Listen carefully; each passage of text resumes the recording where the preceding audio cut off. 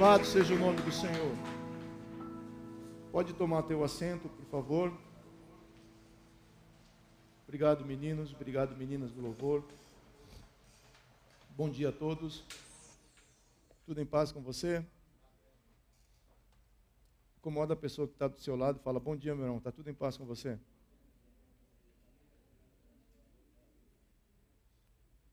Você esperou ele responder ou não? Hã? Ele respondeu que está tudo em paz? Sim, maravilha então.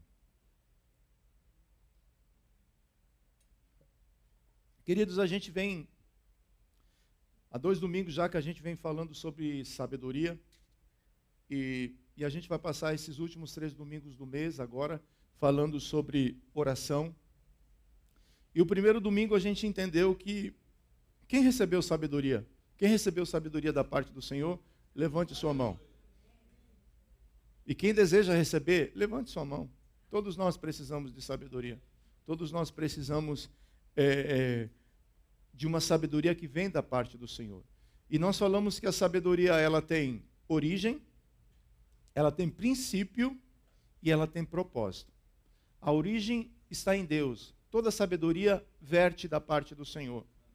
O princípio é que o temor do Senhor é que produz um coração sábio.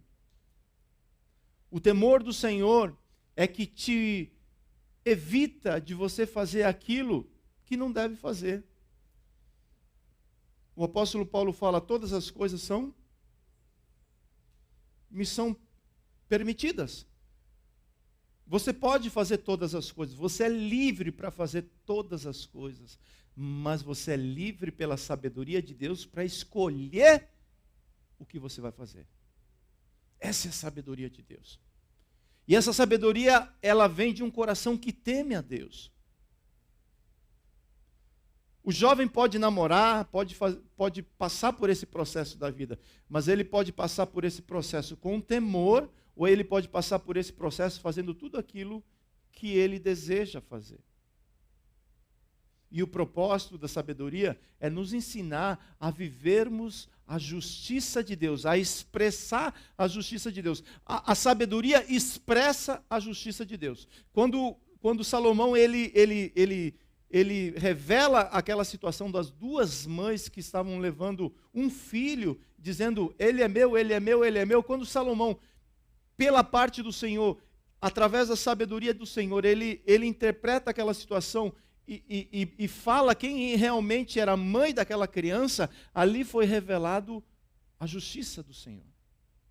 Então o propósito da sabedoria é revelar a justiça de Deus, revelar os justos do Senhor, para que nós possamos viver de acordo com a sua vontade. Queridos, como nós precisamos de sabedoria para viver dentro da vontade do Senhor? Precisamos ou não precisamos? O casal precisa de sabedoria para viver um casamento saudável. Muitas vezes a gente fala assim: a mulher edifica, a mulher sábia edifica. O homem precisa de sabedoria. O homem precisa de sabedoria para poder equilibrar todo esse processo. E domingo passado nós falamos que a sabedoria, ela nos acompanha nos ciclos da vida. Precisa nos acompanhar nos ciclos da vida. Porque cada estação exige de nós uma sabedoria para tomar decisões que são peculiares para aquele momento. Então, cada decisão, ela precisa ser revestida de sabedoria do Senhor. Porque se a gente não tiver sabedoria, ao invés de edificar, a gente acaba atrapalhando aquilo que Deus deseja realizar. E a sabedoria me ensina que Deus, ele é soberano. Deus é que sabe de todas as coisas. Mas a sabedoria também me ensina a tomar boas decisões. Porque se ficar tudo na mão de Deus, então não tem nada que eu possa fazer, né? Deus é soberano, ele decide como ele quer, quando ele quer e se quiser. Então eu não preciso fazer nada. A Bíblia não ensina somente isso. A Bíblia ensina que as minhas decisões, elas são atreladas à sabedoria de Deus. Então eu preciso de sabedoria, mas eu preciso tomar boas decisões. Esse combo nos faz viver os ciclos da vida saudável, de maneira saudável. Tá certo? E hoje eu coloquei o título dessa mensagem, o discípulo sábio deseja orar. Quem é discípulo de Jesus? Tem algum discípulo de Jesus aqui? Eu creio que sim. O que é ser um discípulo, né? Porque hoje nós temos a questão do follow. Discípulo é um seguidor. E meio que virou um negócio genérico, né? Você está seguindo alguém? E essa pessoa é teu mestre? Não.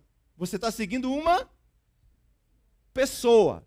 Então a gente acha que quando a gente segue Jesus é a mesma coisa. Não é a mesma coisa. Porque no momento que você decidir de não seguir mais essa pessoa, o que você faz? Unfollow. E está resolvido. Mas andar com Cristo é diferente. O discípulo de Jesus, ele decidiu entregar a vida nas mãos do mestre. Não tem como você falar mais. Apesar que tem, mas não é sábio. Falar, Jesus, aqui na rede social eu estou unfollow. Não vou te seguir mais. Né? Então, o discípulo sábio, ele deseja aplicar essa sabedoria, entendendo que a oração é algo que vai gerar no coração de cada um algo que nós iremos falar nessa manhã. Eu passei muito tempo, algum tempo da minha vida, estudando sobre oração.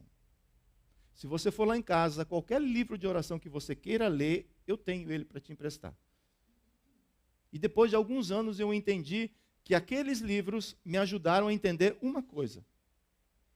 Aquele livro que foi relatado, que foi escrito por alguém, ele estava relatando a experiência daquele escritor. E me ajudou a entender algumas coisas. Mas eu entendi que eu precisava ter as minhas próprias experiências através da oração. Por isso, o texto base dessa mensagem está lá em Lucas capítulo 11, verso 1, que fala assim, os discípulos falando com Jesus. Jesus estava orando em certo lugar, e quando terminou, um dos seus discípulos lhe pediu, Senhor, ensina-nos o quê? A orar, como também João ensinou os seus discípulos. Você acha que os discípulos não oravam?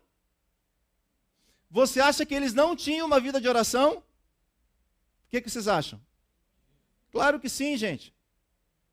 Culturalmente, o judeu era ensinado a orar pelo menos 3 vezes ao dia. Então, eles tinham um conhecimento de oração, como eu e você nós temos. Normalmente, a nossa formação religiosa nos ensina a orar de um jeito. É ou não é? E eu não estou criticando nada nem ninguém. O que eu quero falar é que os discípulos, mesmo sabendo a orar, eles entenderam algo. Quando eles olharam para a vida de Jesus, eles entenderam que precisavam aprender do jeito que Jesus orava. Então, isso me ensina, porque eu também preciso aprender a orar do jeito que Jesus orava e também continua orando, porque Ele é o nosso intercessor. Jesus começou o ministério dele orando e nunca mais parou de orar. Glória a Deus porque Jesus intercede por nós. Tá certo? Então, nesse processo, a oração, ela sempre vai ter um entendimento mais amplo daquilo que nós conhecemos. Fala, a oração sempre vai me levar a um entendimento mais amplo do que eu entendo e conheço. E eu preciso estar aberto a esse tipo de coisa. Então é sábio. A sabedoria nos leva a pedir, Senhor, ensina-nos a orar. Quem deseja aprofundar esse princípio, que nós aplicamos ele como um princípio espiritual, queira como você deseja entender essa situação. Mas eu quero eu quero de uma maneira muito prática poder expressar para você que a oração vai além de um princípio. Muitas vezes a gente olha para uma pessoa e fala assim, essa pessoa, esse homem é um homem de oração. Essa mulher é a mulher do quê? Do coque. Cara, a gente precisa desmistificar esse negócio. Todos nós oramos. Dentro daquilo que nós conhecemos sobre oração. Por isso que nós precisamos ampliar o nosso entendimento para que nós possamos orar como Jesus orava e ora. Você quer ter oração? Você deseja que a sua oração seja respondida? Todos nós queremos, né? Mas nós precisamos entender que a sua oração, toda vez que você dobrar o joelho, eu passei uns 2 meses, eu tenho o costume de orar, e eu troquei um sofazinho que eu tinha lá em casa, e é um sofazinho que tem esse tecido, sabe? Antes eu tinha um sofazinho de couro. E aí quando comecei, que trocou aquele negócio, aquilo ali começou a me dar uma alergia, cara. Eu chegava pertinho do sofá, a alergia falava assim, você vai ajoelhar? A alergia, atchim, atchim! Né? E eu passei uns 2, 3 meses orando de maneira diferente. Aí eu peguei um outro negócio, um sofazinho de couro também, e botei lá. Aí essa semana eu me ajoelhei para orar. E eu senti uma voz lá dentro. Essa é a minha experiência, tá, querido? Você pode orar de pé, você pode orar de ponta cabeça, você pode orar pendurado no maior prédio que tem aqui. Isso é você com o teu Senhor, tá? Mas eu estou falando da minha experiência. Por isso que eu falo que a oração é aquilo que você vive, meu irmão. É aquilo que você vive no teu dia a dia. Quando eu dobrei o meu joelho, o Senhor falou, filho, eu estava te esperando por esse momento. E a minha alma se encheu de alegria, porque o Senhor sempre está pronto para ouvir a nossa oração. Na verdade, o Senhor sempre está pronto para nos acolher. Nós chegamos até Jesus pelas nossas necessidades, mas Jesus nos recebe por causa do seu amor. E a primeira coisa que eu quero falar, por isso que eu coloquei o título dessa mensagem, o discípulo sábio, ele deseja orar. Porque aquilo ali gerou um desejo no meu coração de poder estar na presença do Senhor, de poder orar. E com relação ao desejo, o desejo de orar nasce da consciência da nossa necessidade de Deus. Salmos 42, 1. Assim como a corça...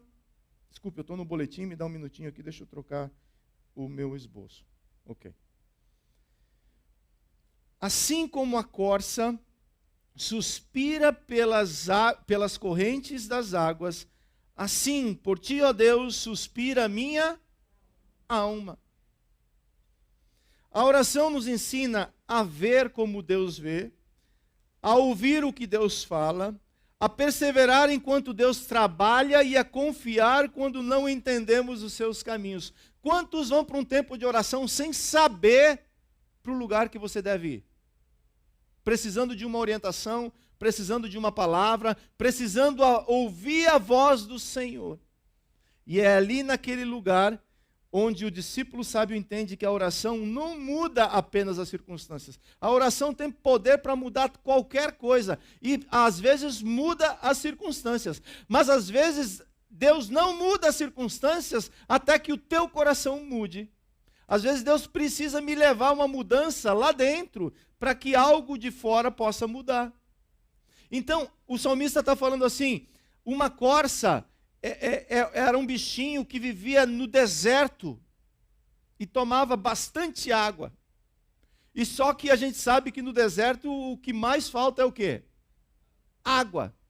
E ela tinha que se defender, tinha que fugir dos predadores, tinha que fugir do calor. Ela tinha uma rotina difícil e com uma necessidade. Quem tem uma rotina difícil com necessidades? Eu tenho. Uma rotina que também me remete a ter necessidades. E essa corça, depois de fugir do predador, depois de fugir da realidade que ela estava vivendo, ela desesperadamente procurava por água. o salmista fala assim, ele observou a corça desesperada, buscando água para beber, para matar a sede que ela tinha. E o salmista fala assim, eu sou como a corça. Eu tenho desespero, eu tenho sede de Deus, eu tenho desespero pela sua presença. E olha, cara, não fique com vergonha por causa disso. Porque quando nós reconhecemos a nossa sede por Deus, sempre existe uma água pronta para que Ele possa nos saciar. O foco do salmista não está na quantidade de água, mas na intensidade da necessidade. O salmista usa essa figura para expressar que a sua alma necessita de Deus da mesma forma que um animal sedento necessita de água para sobreviver. O salmista reconhece que Deus não é um complemento para a sua vida, mas a fonte da vida. Quem é Deus para mim e para você? Ele é uma fonte que quando eu tenho sede eu vou lá? Ou ele é a fonte que me sustenta? É diferente. Em um mundo que temos muitas opções, muitas oportunidades, uma cultura que nos ensina a saciar a alma com suplementos. Quem toma um suplemento alimentar para suprir aquilo que você deseja alcançar? Não fique com medo. Eu também tomo algumas ina, quina, cona. Por quê? Porque chega uma certa idade que você tem que tomar a melatonina. E todas as inas você tem lá no teu... Tem ou não tem, Roberto? A madame compra ou não compra? Falo, isso aqui é bom para não esquecer, isso aqui é bom para não perder massa muscular, isso aqui é bom para... isso aqui é bom para alguma coisa, serve. Então todos nós vivemos em um momento, e ainda mais quando você vive em um país grande, que você não consegue fazer uma alimentação balanceada, que na correria você passa ali, engole um lanche, na correria de lá você está entendendo? É assim ou não é assim? E aí a gente tenta suprir com suplemento. Com o suplemento. E tem o suplemento do entretenimento, da vida fácil, da riqueza, da prosperidade. Isso tudo é o quê? Suplemento que, quando eu não entendo qual é a necessidade da minha alma, quando eu não entendo aonde eu posso suprir a minha alma, quando a alma não é suprida, ela fica doente. E ela busca um suprimento aonde o homem tenta suprir aquilo que só Deus pode realizar. Aí eu busco o suplemento de um relacionamento, de um trabalho, uma realização profissional assim, fera, onde eu consiga ser bem-sucedido. E isso tudo faz parte da vida. Isso tudo faz parte da vida. Mas isso não sacia a minha alma. Quem torceu para o Brasil domingo passado?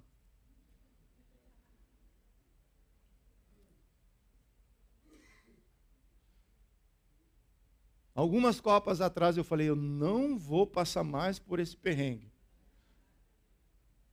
É Copa do Mundo? A gente está? Depois do jogo, o irmão foi para o canto e chorou. Eu falei, onde é que você estava, cara? Eu fui ali chorar. Eu falei, rapaz, é mais sério que eu pensava. Isso tudo faz parte do nosso dia a dia.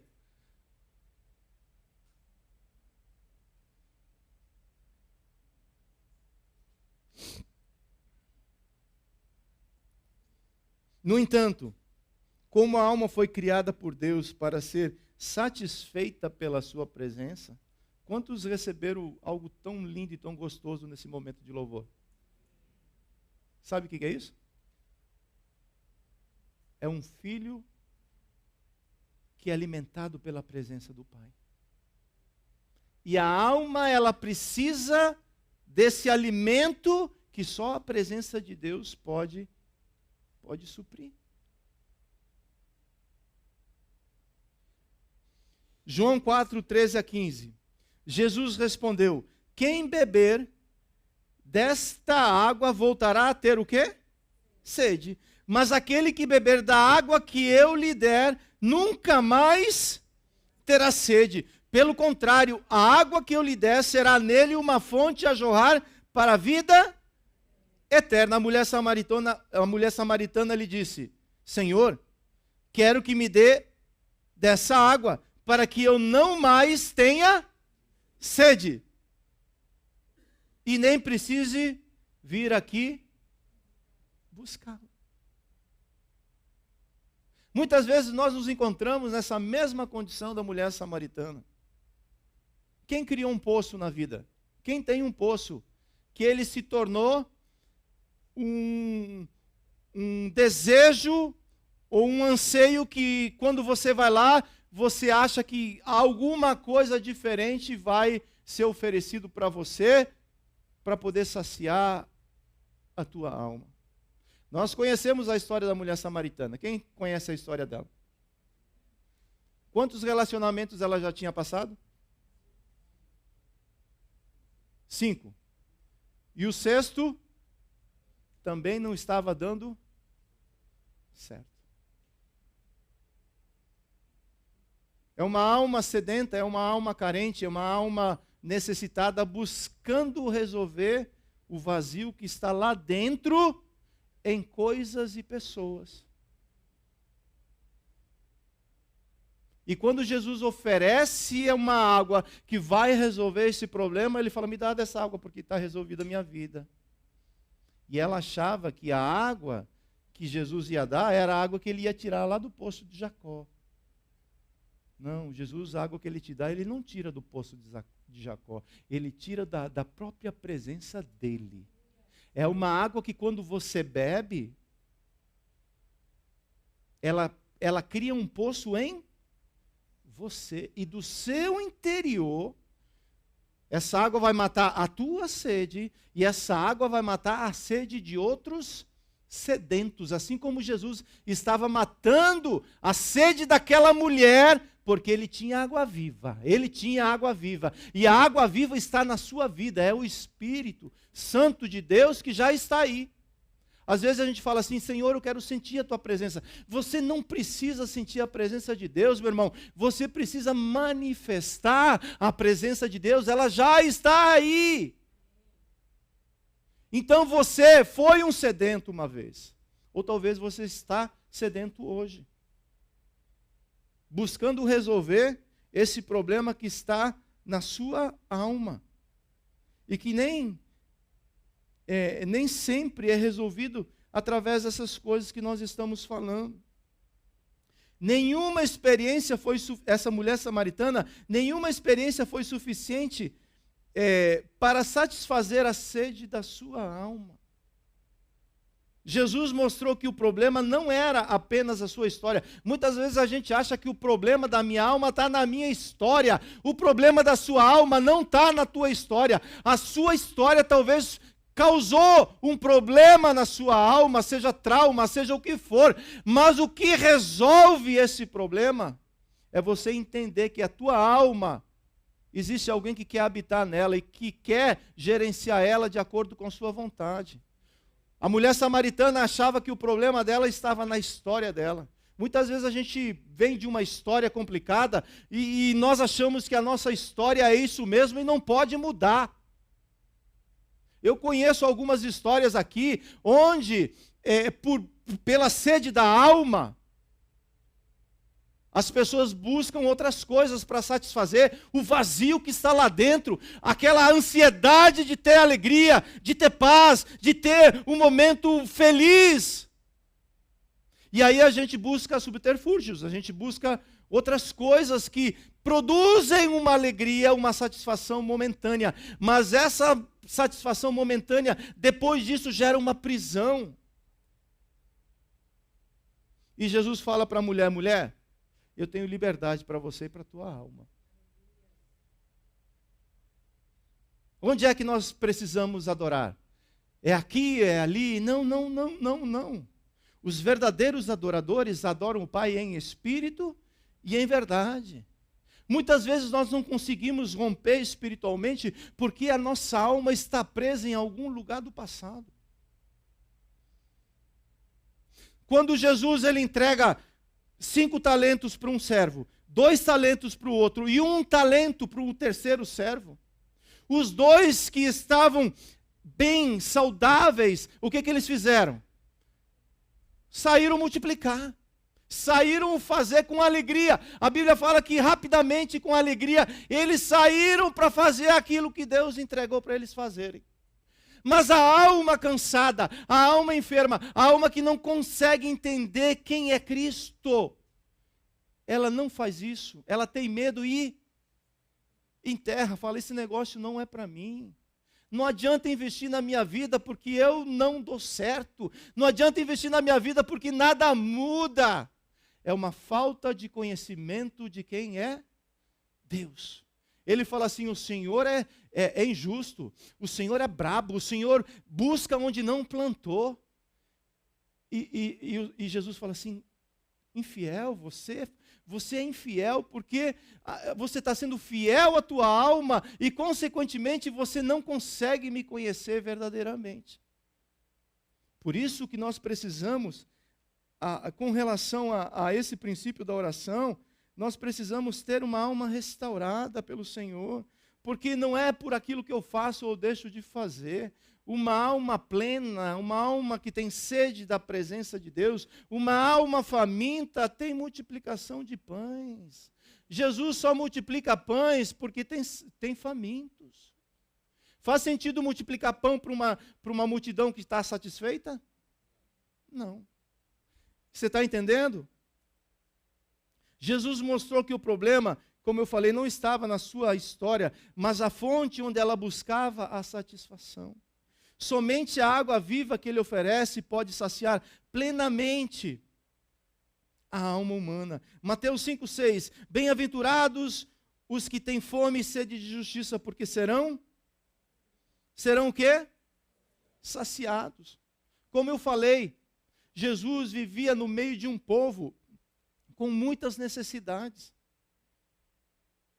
Aquele povo seguia Jesus sem ter uma lancheira, como às vezes você leva para o teu trabalho, o teu lanche, a tua comida. Aquele povo andava com Jesus sem ter a água necessária para poder matar a sede.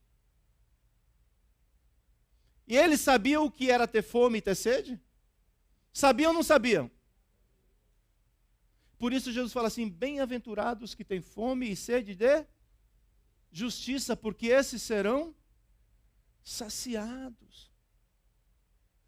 E da mesma forma nós precisamos ter esse coração, esse desejo de ser saciado pela justiça do Senhor. Essa palavra justiça no grego é dikaiosune, isso é, alguém que deseja viver de acordo com a vontade do Senhor.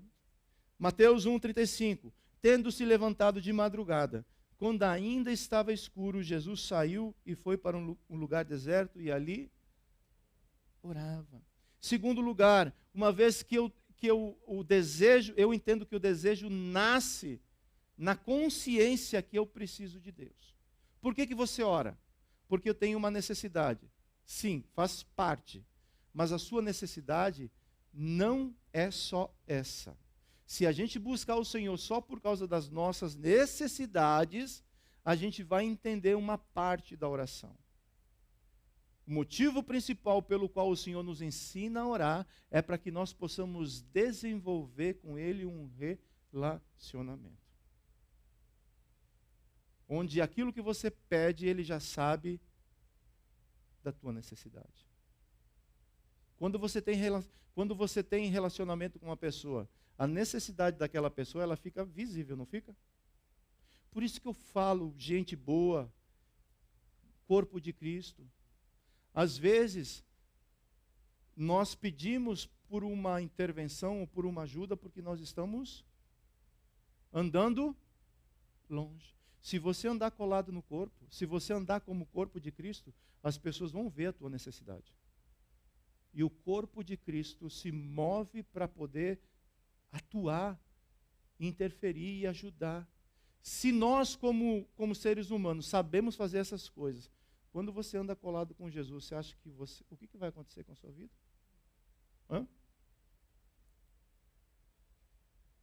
Segundo lugar, A oração no secreto, a oração no privado, a oração reservada, desenvolve nossa intimidade com Deus. Mateus 6,6. Mas ao orar, entre no seu quarto e fechada a porta, ore ao seu Pai que está em secreto. E o seu Pai que vem em secreto lhe dará a recompensa. Eu quero trilhar um caminho com vocês aqui, é importante que você entenda. Nós desenvolvemos o desejo de orar quando nós entendemos a nossa necessidade que nós temos por Deus.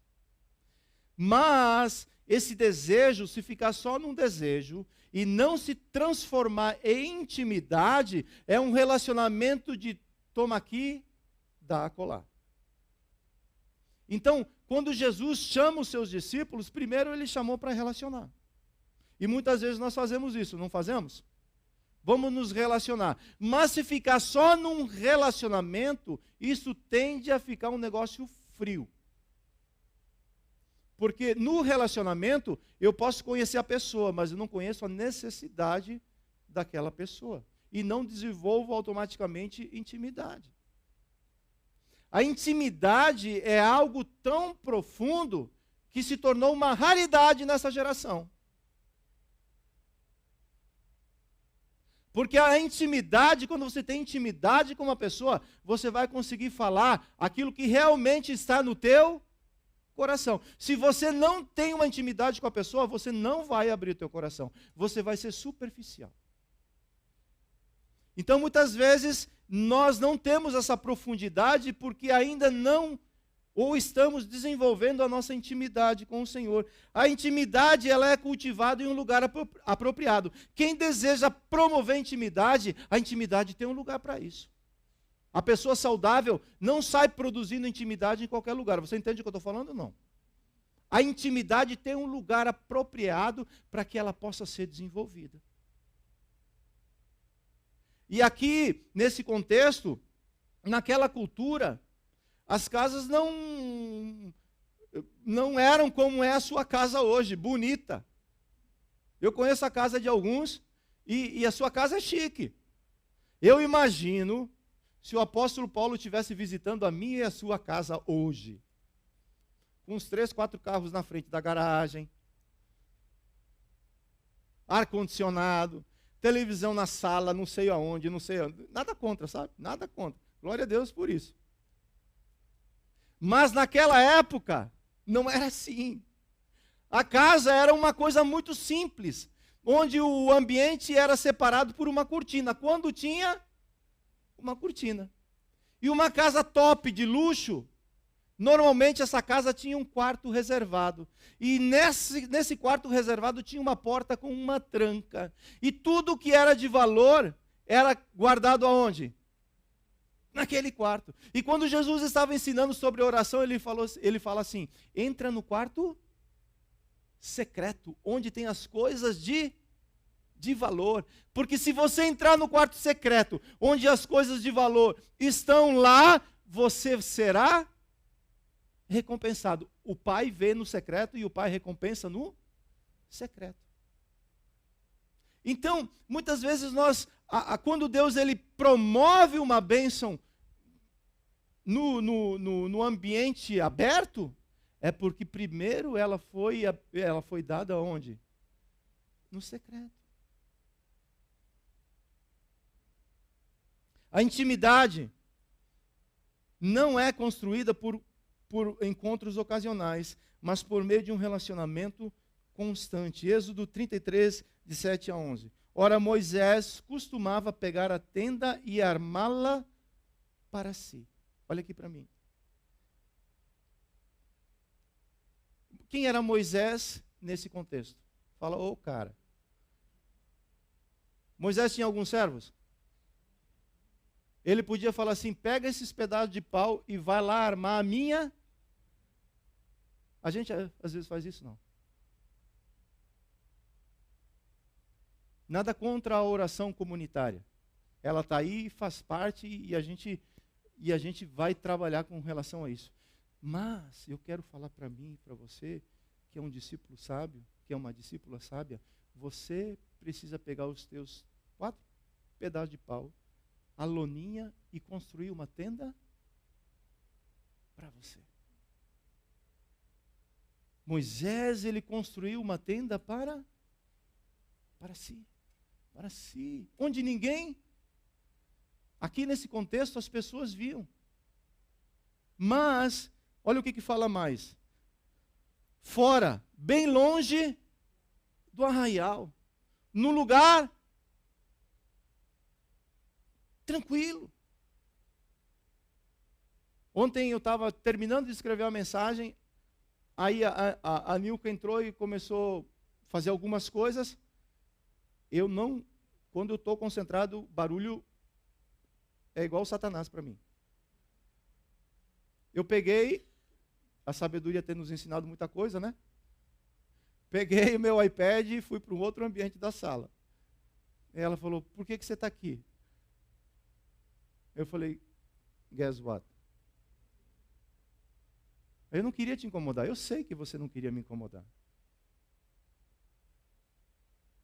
Mas você precisa ter esse ambiente onde você desliga o barulho do lado de fora. Onde a única voz que você deseja escutar é a voz do teu Senhor. Porque quando essa voz ela fala contigo, é muito diferente. Tranca a porta. Entra no teu lugar secreto. Deixa do lado de fora tudo aquilo que queira te atrapalhar. Não leve o celular para o teu tempo de oração. Leve uma Bíblia de papel. Deixa essas coisas para depois. Como é difícil nós nos desligarmos da nossa rotina. Alguém tem dificuldade para desligar da rotina?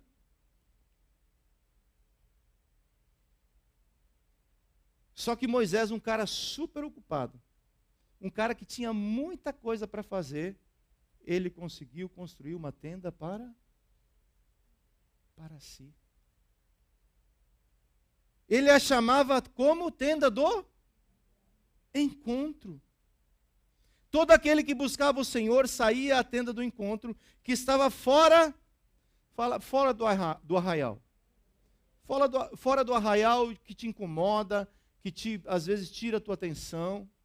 Às vezes você precisa deixar a tua preocupação do lado de fora desse quarto. Ou se você quiser entrar com ela, mas entregar aos pés de Jesus.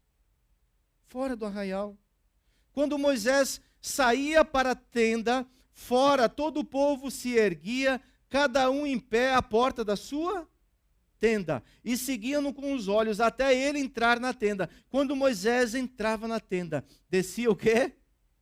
A coluna de nuvem e punha-se à porta da tenda. E o Senhor falava com Moisés. Todo o povo via a coluna de nuvem que se detinha à porta da tenda. Todo o povo se levantava e cada um à porta da sua tenda adorava o Senhor. O Senhor falava com Moisés face a face, como quem fala com seu amigo. Depois Moisés voltava para onde? Para o arraial. Então olha a dinâmica. Sai do arraial para ter esse encontro com o Senhor. Aí você fala assim, mas eu não posso, a presença de Deus não está em todo lugar? Sim, a presença de Deus está em todo lugar.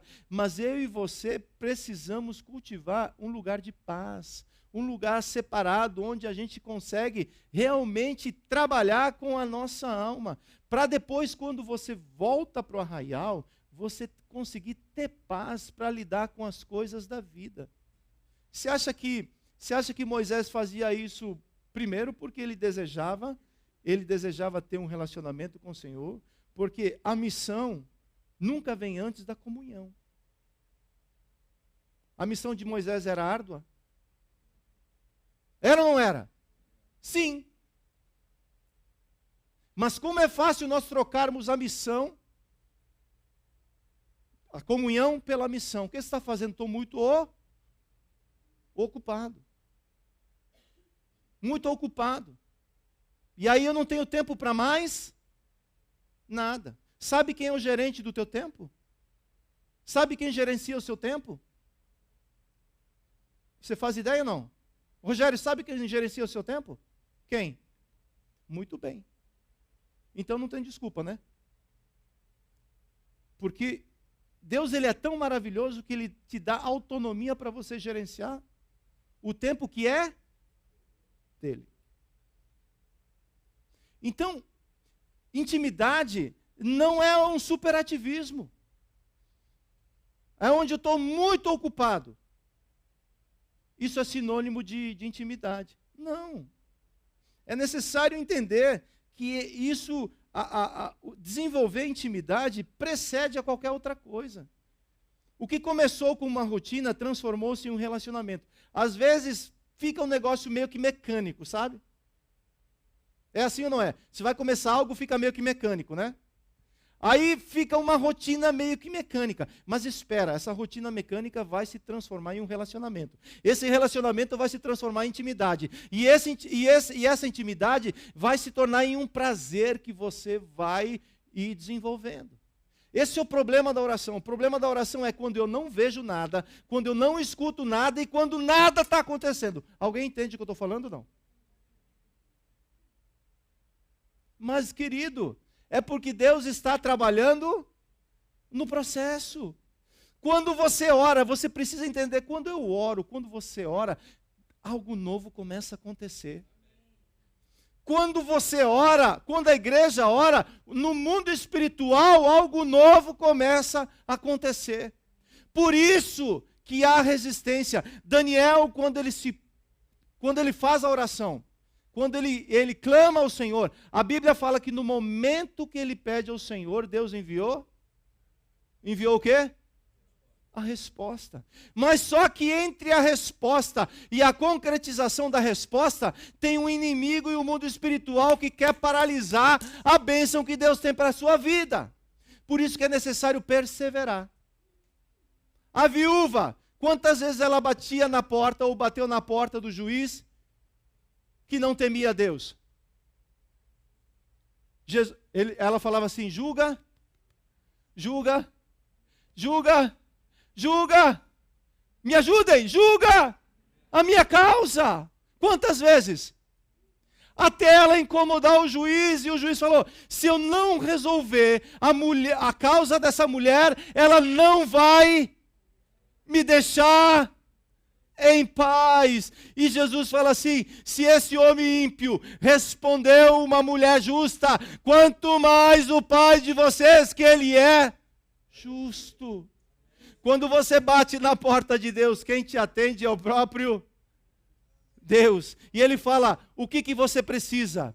E você fala o que você precisa. E a partir daquele momento que você abre o teu coração, começa um processo. Toda oração já tem resposta.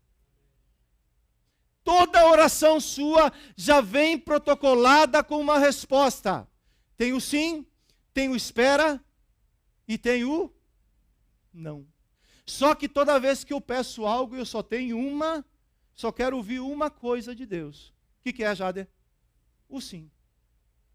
Então eu não peço, eu estou mandando. Esse é o nosso problema com relação à oração, gente. Eu não estou pedindo, eu estou demandando a minha causa. E Deus quer responder? Se for da vontade dele. Se ele achar interessante responder a sua oração.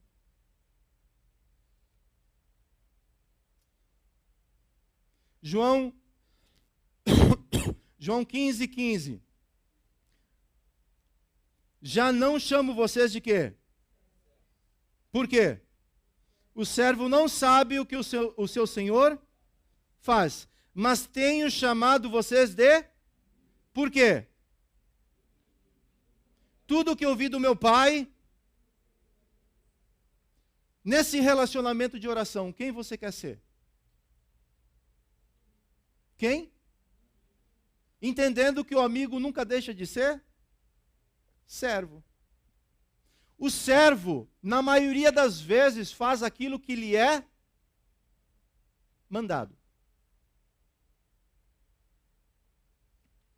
Alguém já escutou assim, mais ou menos assim? Se você fizer isso, se você orar dessa maneira, a tua oração vai ser? Vai ser? Eu entendo que existem princípios. Eu entendo que existe a palavra de Deus. Eu entendo tudo isso. Não se preocupe. A oração não é um negócio aleatório que você só fala aquilo que está no teu coração. Muitas vezes a gente ensina as pessoas assim, ora com aquilo que está no teu, para começar está beleza. Mas depois é preciso entender que nós precisamos crescer. Precisa orar o que está no coração, mas é preciso orar para alcançar o que está no coração do Senhor Jesus também. Então, por isso que eu falo que nós precisamos desenvolver. A maneira que você orava há 10 anos atrás, ou 5 anos atrás, não é a mesma que você ora hoje. É, Roberto. E sabe como você vai desenvolver a oração na sua vida? Como eu vou desenvolver a oração na minha vida? Você faz ideia, Alex? Me fala, homem. Como? Orando. Respondendo sim. Recebendo sim como resposta. Recebendo espera como resposta. E recebendo... Quantas pessoas pararam de orar porque receberam o não do Senhor?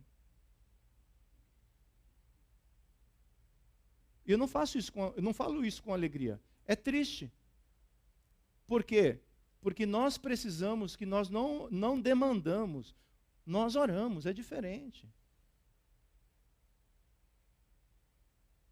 O servo faz o que lhe é ordenado, mas o amigo conhece o coração do Senhor.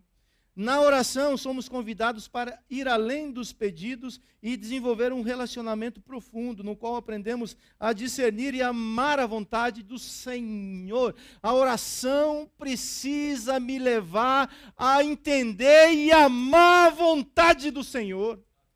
Deus, passa de mim esse cálice. E Deus fala, não é a minha vontade. A minha vontade é que você passe por essa situação. Então Jesus passou a amar a vontade do Pai, mesmo que aquilo não era aquilo que ele queria. Como isso, falo de mim, como eu preciso aprender com relação a isso daí.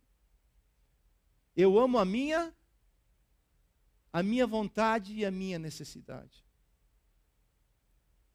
E isso ok, mas eu preciso aprender a amar e discernir a vontade do Senhor. Terceiro lugar, a presença de Deus nos leva a desfrutar com prazer da comunhão com Ele. Lucas 9, 29 a 33. E aconteceu o quê? Enquanto ele orava, a aparência do seu rosto se transfigurou, e a roupa dele ficou de um branco brilhante. Eis que 2 homens falavam com ele. Eram Moisés e Elias, que apareceram em glória e falavam da morte de Jesus, que ele estava para cumprir em Jerusalém. Pedro e os seus companheiros estavam como? Como? Num ambiente de quê? De glória. Eles estavam cansados, mas conservando-se, mesmo cansados, eles se conservaram acordados. Viram a glória de Jesus e os 2 homens que estavam com ele. Quando esses começaram a se afastar de Jesus, Pedro lhe disse, mestre, é bom estarmos aqui. Façamos 3 tendas, uma para o Senhor, outra para Moisés e outra para Elias. Porém, Pedro não sabia o que estava dizendo. Às vezes a gente vai para a oração meio que sonolento, sabe como é não? Meio sem entender o que está acontecendo. Mas a gente persevera e fica com um olho aberto e o outro fechado. Meio que acordado. Aí quando a gente percebe que está acontecendo um movimento diferente, a gente tem que se pronunciar, tem que falar algo. Vamos fazer 3 tendas. Né?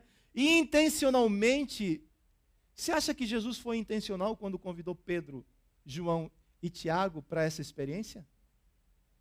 Ou você acha que Jesus não tinha nada para fazer e falou, gente, se não tem nada para fazer, vamos orar. Você acha que foi assim? Nós fazemos isso, não?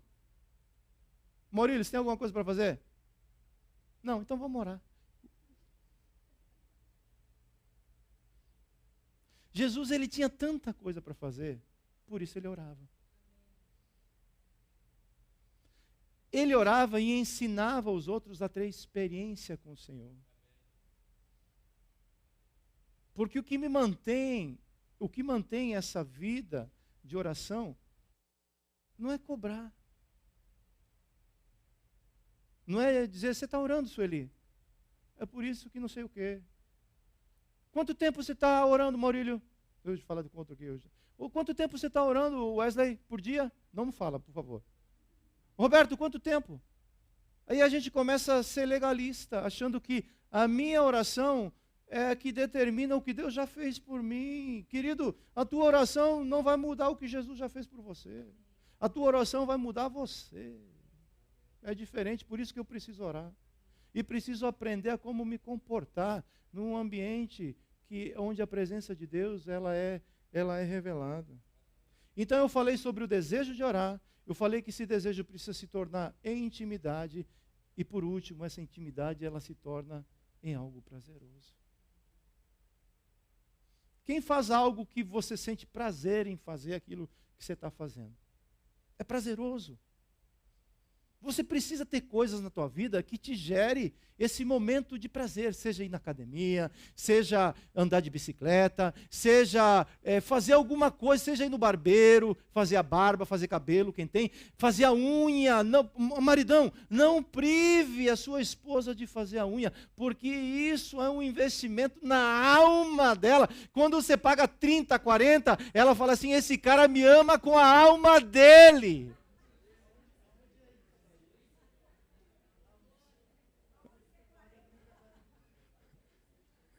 Jonas, eu parei de pagar. Eu só dei um cartão para ela, então eu estou desatualizado. É incrível, cara. Eu não sei na casa de vocês, mas lá em casa, 2 meses, tem que fazer cabelo. Ou tem que pintar. Ou tem que cortar. Ou não sei o quê. E o que eu falo? Pode fazer, meu amor.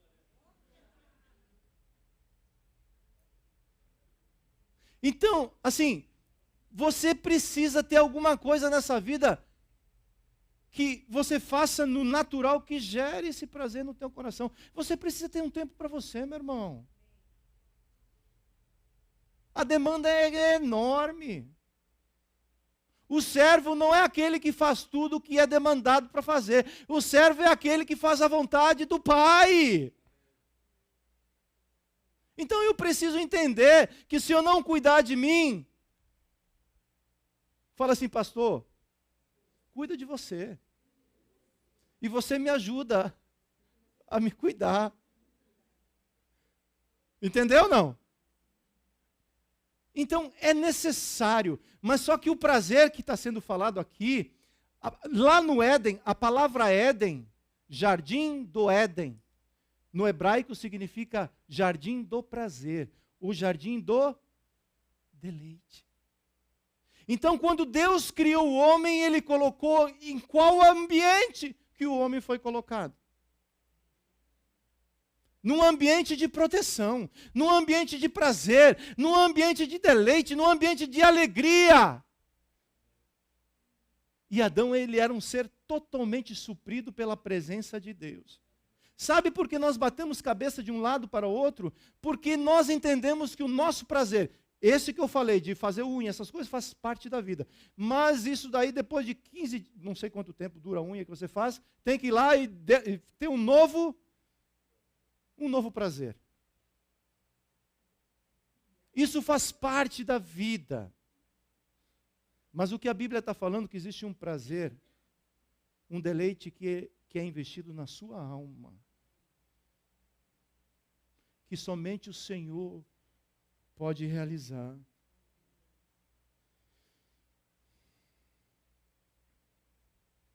A comunhão sempre precede aquilo que nós iremos fazer. No ensino de Jesus, a oração restaura esse princípio, pois é por meio dela que voltamos a experimentar o prazer da presença de Deus, fonte da verdadeira plenitude. Esse texto que eu acabei de ler explica algumas coisas. Quando Pedro fala no verso 33, é bom estarmos aqui.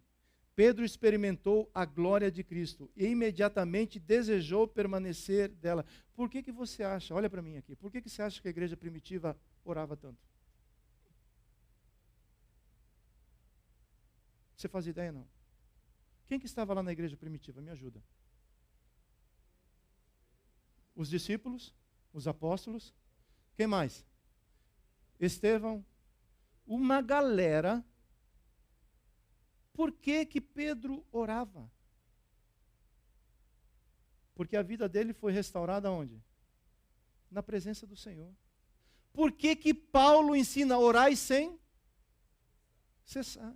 Porque esse povo, eles entenderam o beauty, o poder que existe na prática desse princípio. Esses homens eram presos e a igreja fazia o quê? Orava. E tinha resposta. Por que esses homens nunca abriram mão? Por isso que Atos 2:42 fala assim, e perseveravam no quê? Na doutrina dos apóstolos, na comunhão, no partir do pão e nas orações. A gente não abre mão desse negócio. Queridos, como eu desejo fazer parte de um ministério que entenda isso. Porque esse é o ministério de Jesus. Talvez nós precisamos parar com os eventos para nós nos voltarmos para esses princípios. Se cria tanta situação. Quando a gente olha para aquilo que deu certo, é muito simples. Uma comunhão revestida de intimidade. Alguém colocou num grupo que eu estou. Luxo é fazer parte de uma mesa onde se trata coisas difíceis e a gente não abre mão um do outro. Isso é luxo nessa geração. Quando você fala aquilo que a pessoa não quer escutar, zarpei fora, não quero mais. Isso é luxo. Luxo é falar assim, nós estamos juntos, é nós na fita. Mas é nós quando a coisa está dando certo e é nós quando o negócio está roendo o osso. Você entende o que é isso? Não. Roer osso? Roer osso é porque alguém já comeu a carne, só ficou o osso. E cuidado com o implante. Normalmente a gente revela onde está o implante quando a gente rói o osso, né? Porque normalmente a gente rói o osso do lado contrário. Estou terminando. A presença do Senhor muda a nossa condição espiritual e nos dá visão. Os discípulos estavam sonolentos, mas ao permanecerem despertos, contemplaram a glória do Senhor. A comunhão precede a missão. Após essa experiência no monte, tanto Jesus quanto os discípulos desceram para continuar a missão. Eu preciso entender que o momento glorioso é uma preparação para aquilo que está me esperando lá embaixo. E a gente sabe que depois dessa situação, quando os discípulos desceram, eles se depararam com um problema. E Jesus teve que exortar porque eles não conseguiram resolver o problema. Você entende isso? Não? Então a glória não é simplesmente para me dar prazer. A glória é para me preparar, para mim conhecer a Deus, porque ali na frente essa glória precisa ser manifestada. Por isso que eu falo, manifestar a presença de Deus não é sentimento, é algo que eu entendo. Que quando eu estou exposto à presença de Deus, à glória de Deus, em algum momento do processo eu vou ter que manifestar a glória de Deus. E a glória não é minha, ela é do Senhor. A oração fortalece a nossa unidade espiritual. Jesus levou consigo Pedro, Tiago e João para compartilhar aquele momento de comunhão com o Pai. A oração não apenas aprofunda nosso relacionamento com Deus, mas também fortalece os vínculos espirituais entre aqueles que caminham juntos na mesma missão. Como nós precisamos orar? Porque a gente vai projetar algo Aí tem 5 cabeças, 10 cabeças diferentes. Um fala A, outro fala B, outro fala C, outro fala J né? E aí a gente fala assim, e aí como é que a gente resolve esse negócio? Vai orar. Vai juntar os corações, porque a oração tem a capacidade de juntar o nosso coração num propósito só. Mesmo que a nossa mente, nós somos totalmente diferentes. Porque se tem um propósito, e se tem algo que une propósito, é a oração. Lucas 10, 38 a 42. Quando eles seguiam viagem, Jesus entrou numa aldeia. E certa mulher chamada Marta hospedou-se na sua casa. Marta tinha uma irmã. Qual que era o nome da irmã de Marta? Maria, que assentada aos pés do Senhor, ouvia o seu ensino. Marta, como estava Marta? Agitava-se de um lado para o outro, ocupada em muitos serviços. Então se aproximou de Jesus e disse: o Senhor não se importa com o fato de minha irmã ter deixado que eu fique sozinha para servir? Diga-lhe que venha me ajudar. O que o Senhor responde? Quando Jesus fala uma vez o teu nome, está complicado. Quando ele fala 2 vezes, Marta, Marta, você anda como? E o que mais? Como? Com muitas coisas. Quantas vezes você já leu esse texto? E desculpe falar de mim. Posso falar de mim? E mesmo assim eu continuo sendo Marto. Inquieto e preocupado, andando de um lado para o outro. E Jesus fala assim: Marta, uma coisa só é necessária. Maria escolheu. É uma escolha pessoal. Você pode continuar andando inquieto e preocupado, ou você pode escolher a boa parte. E quando você escolhe a boa parte, essa ninguém tira. Conclusão: a oração não é um privilégio para os mais espirituais. A gente marca uma reunião de oração.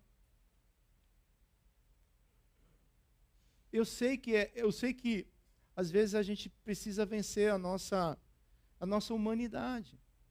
Porque é possível que você ainda continue crendo que você não consegue orar, ou você não sabe orar. E eu respeito muito isso. Mas eu quero dizer para você que você sim sabe orar. Você sabe conversar? Sabe conversar, Mazinho? Fala umas 10 palavras por dia, mais ou menos?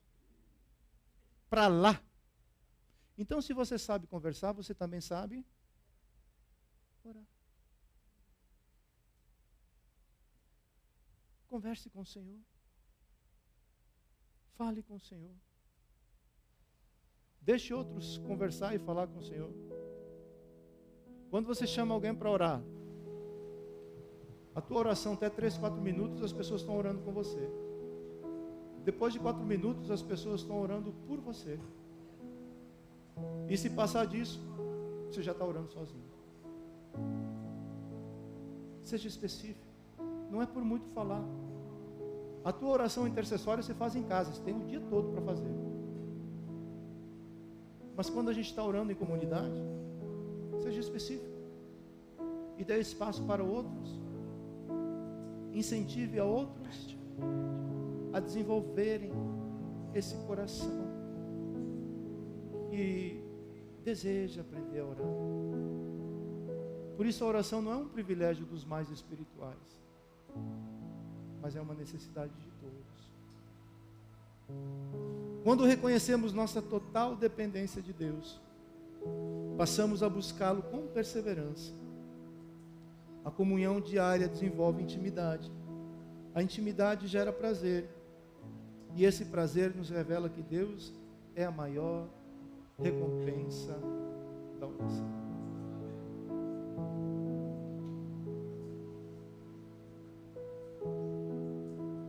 Apocalipse capítulo 22, verso 1 a 4. O que começou no Jardim do Éden vai ser restaurado na Cidade Santa. Lê em casa. Se você ler Gênesis, você vai ver que Apocalipse, Jesus está restaurando o Jardim do Éden na Cidade Santa. E nós falamos que lá não vai ter choro, lá não vai ter dor, lá é só alegria, não é assim? E nós esquecemos de um detalhe. Porque eu quero ir para um lugar onde eu não sofro, onde eu sou uma pessoa alegre e onde eu sou feliz, não é assim? Quem não quer esse lugar? Quem não quer encontrar esse lugar? Mas eu preciso entender uma coisa: o céu só é céu por causa da presença do Senhor. E Jesus, quando ensina os seus discípulos a orar, ele fala assim: peça para que o céu seja transferido para a terra, para a tua casa, para a tua vida. Venha o teu reino, e junto com o reino seja feita a sua vontade. Foi assim que Jesus ensinou os discípulos dele. E é assim que nós precisamos ser trabalhados pela palavra do Senhor. Eu sei que essa mensagem, ela pode ser útil. E eu espero que seja. Mas o que realmente vai impactar a tua vida não é uma mensagem, é uma experiência com Deus. Quando o Senhor sela o teu coração, quando o Senhor, Ele te chama para esse lugar, você encontrou o bom tesouro. E se você encontrar o bom tesouro, você vende. Nada é mais importante, nada é mais importante. Nada é mais importante. Sabe por que nós buscamos fazer coisas importantes? Porque talvez ainda nós não encontramos aquele que é o mais importante, que é Jesus. Ele te ama tanto, Ele me ama tanto. E Ele deseja me ensinar e te ensinar como nós podemos fazer essa jornada. Fale assim: se você for uma mulher, fale como uma mulher no feminino. Se for um homem, fale no masculino. Fala: eu sou um homem de oração. Declare isso com fé: eu sou um homem de oração. Estou aprendendo como orar, mas sou um homem de oração. Amém? Coloque-se de pé, por favor.